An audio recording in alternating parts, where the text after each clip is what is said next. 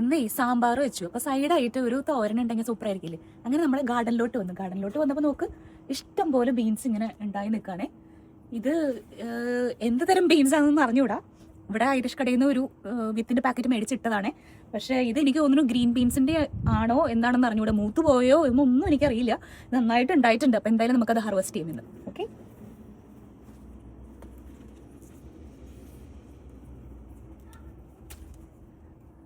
ഇതാട്ടോ.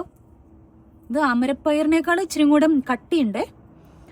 അമരപ്പയർ ഇച്ചിരി കൂടെ പരന്നിട്ടല്ലേ, ഇത് ഇച്ചിരി കൂടെ കട്ടിയുണ്ട്. അപ്പോൾ എനിക്ക് തോന്നുന്നു ഗ്രീൻ ബീൻസ് ആണെന്ന് തോന്നുന്നു.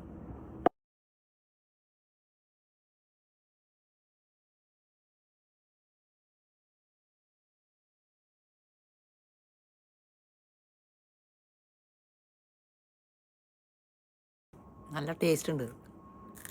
ആണോ? പച്ചക്ക് തിന്നുമ്പോഴോ? അപ്പോൾ ബീൻസ് കിട്ടി. ബീൻസ് ഇതേ ഇത്രയുണ്ട്, കുഴപ്പമില്ല. നമുക്ക് ഒരു തോരനുള്ളതായിട്ടുണ്ട്. അപ്പോൾ ഇത് ഗ്രീൻ ബീൻസിൻ്റെ ആണോ അതോ സോയാബീൻ ആണോ എന്നാണെന്ന് അറിഞ്ഞൂടാ. ഇത് ആർക്കെങ്കിലും അറിയാവുന്നെങ്കിൽ ഒന്ന് കമൻറ്റ് ചെയ്യണേ.